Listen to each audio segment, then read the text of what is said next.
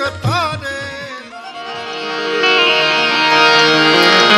માં કુળદેવી કષ્ટ કાપજો મારી પ્રેમાણી કરજો વાર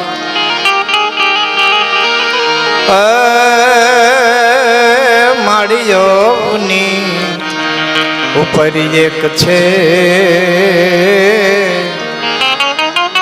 હે મને આપતણો આધાર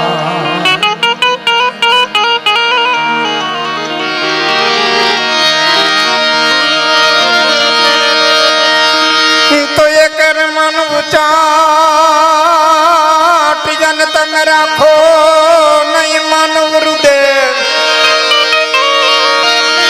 પણ એક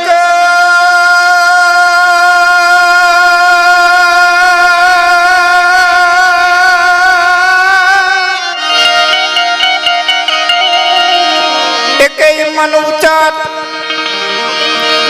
તમે રાખો નહીં માનવ હૃદય અમ વહમી સઘડી વાત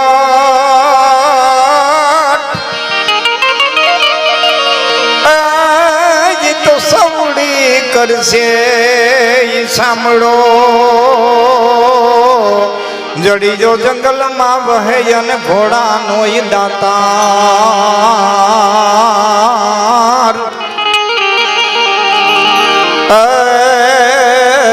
ત્રુઠો રાવણ ધામને કે જેણે હાકી દીધો હાલા આવો જડિયો જંગલમાં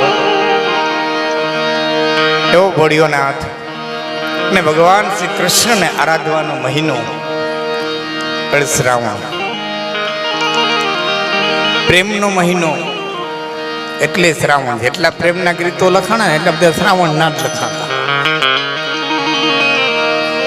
રાધા કૃષ્ણના વિરહના ગીત લખાણા તોય શ્રાવણ ના જ લખાણા શ્રાવણ સારા ધરે ધારા કે તારા કામીની પેરી પટોળા રંગ જોડા ભમે ટોળા ભામેની શણગાર સજીએ રૂપ રજીએ પણ ભૂલ લજીએ માનને ભરપૂર જોબન માય ભામન કહે રાધા કાનને ધણેટીની ધરતી ઉપર પાતાળેશ્વર મહાદેવના સાનિધ્યમાં શ્રાવણ મહિનાના પ્રથમ સોમવારે આપણે બધા જે મળ્યા છીએ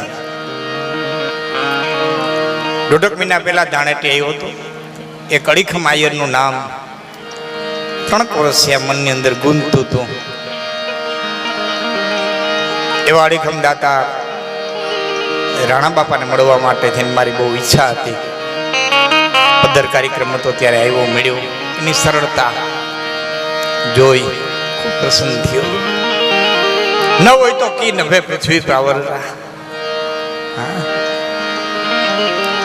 આ નાડા તાણિયા વિનાનું આકાશ આમનમ ટેકું છે એ ધરા ઉપર ન હોય ધર્મના થાંભલા તો આપ જમીન થાય ભેડા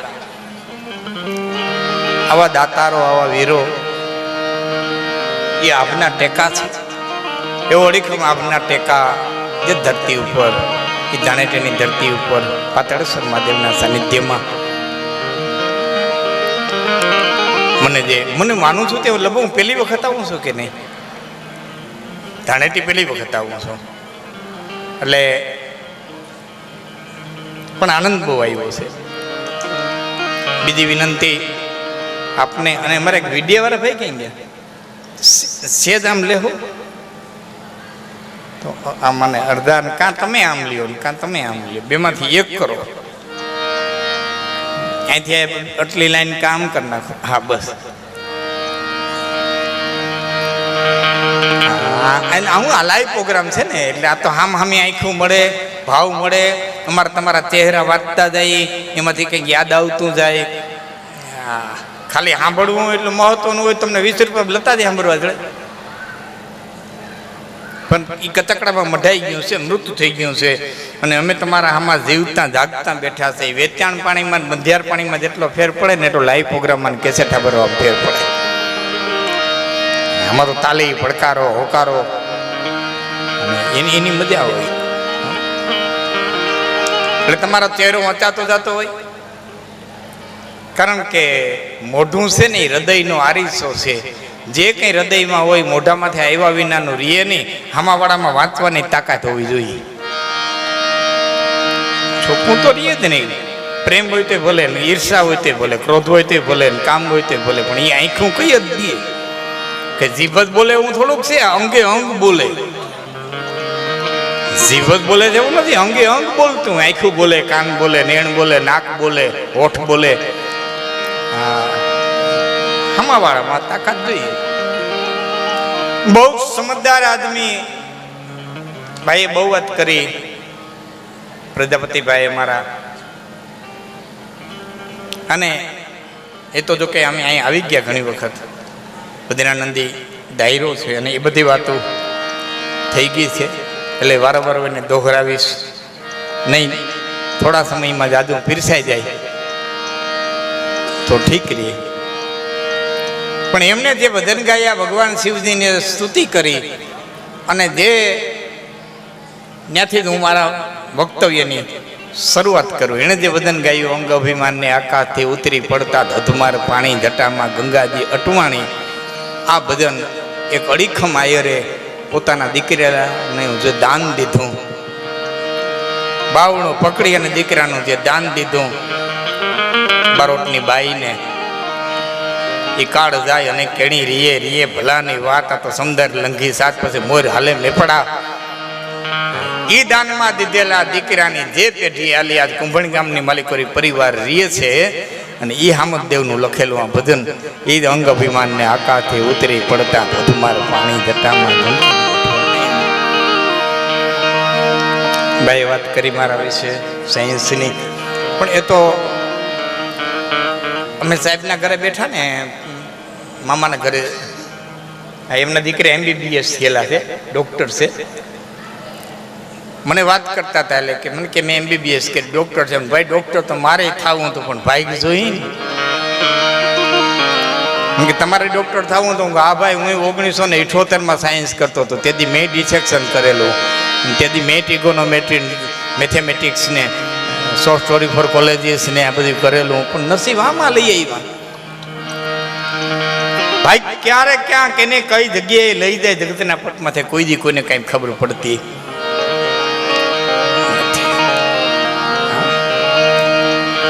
ગંગાના કાંઠે એક જુવાન આમથી તેમ તેમથી તેમ આટા મારે. ગંગા છે,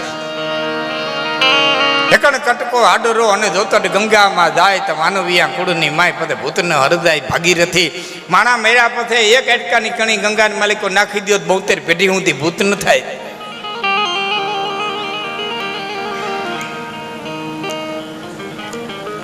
કે ગંગામાં ન જાય તો એ તો માણા હોય તો જાય. પશુ પંખી જીવ જંતુ એના જેણા ક્યાં ગંગા પધરાવા જાય. કે ગંગામાં ન જાય તો કે તો ઉપરથી ઉડિયા પછી પંખીને પાવન થયા. માથેથી પંખીડા ઉડે જાય ને એનો પડછાયો ગંગાની માલિક પડી જાય ને તો એ તરી જાય. ઉપરથી ઉડિયા પછી પંખીને પાવન થયા. આ તો માહી મંદન કિયા, એ તો ભવ તરિયા ભાગીરથી.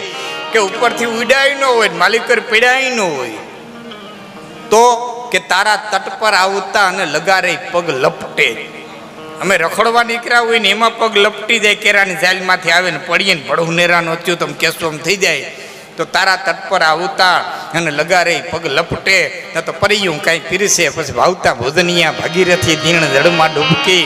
લોચન ખુલે લગાર તપરુઆત પેઢી 18 પછી બહુ તરતા. ભાગીરથી આ કાયા એ લાગ્યો કાટી સરાયણે સુધરે નહીં. ચાકુમાં, છરીમાં, હુડીમાં, કાતરમાં કાટ લાગે. હરાણીયાઓને દિયો એટલે એ હરાણીમાંથી ચડાવે અને ઉદડા કરે. વચ્ચે વાત કરતો મને યાદ આવી ગયું બધું. ઘણી વખત ને ચૂકાઈ જાય ને તો વાતમાંથી વાત. અને ઘણી વખત સમજદાર દાયરો મળ્યો હોય ને તો એક વાત પૂરી ન થાય ને તો બીજી વાતમાં ફણલો ફૂટે. બીજી પૂરી ન થાય ને તો ત્રીજી કહેતી હોય જટું આમ સાઈડ કાપે જેટ મને કે મુંજે મનજી ગાલિયું જડિયું સમદર લહરિયું આ તો હકડી પૂગ્યું તટ મથે તા તો બયું ઉપડી ગયું.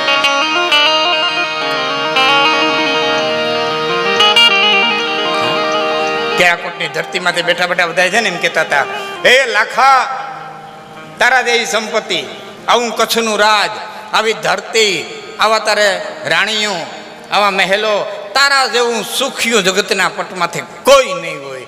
અને ખડખડ ખડખડ ખડખડ દાંત કાઢીને લાખાએ કીધું તું કે ખોટા વેમમારીઓમાં કે કેમ કે સુખિયા મેં જોયા જગતમાં એક કે કોણ કે એક વખત કેરાકોટની ધરતીમાંથી હું નીકળ્યો ને એ વખતે એક હરાણીઓ બેઠો બેઠો નેત્રું તાણતો હતો અને હરાણી બેઠી બેઠી તલવાર હજાવતી હતી. પુરુષ નેત્રું તાણે, બાઈ હરાણી માથે તલવાર સજાવે, પણ બે માણસના એવા હામહામાં ચાર નેત્રો મળી ગયા હતા કે હું એક ઘડી ઊભો રહ્યો ત્યાં હું તેને ખબર નહોતી પડી કેરાકોટનો ધણી અહીંયા આવીને ઊભો છે.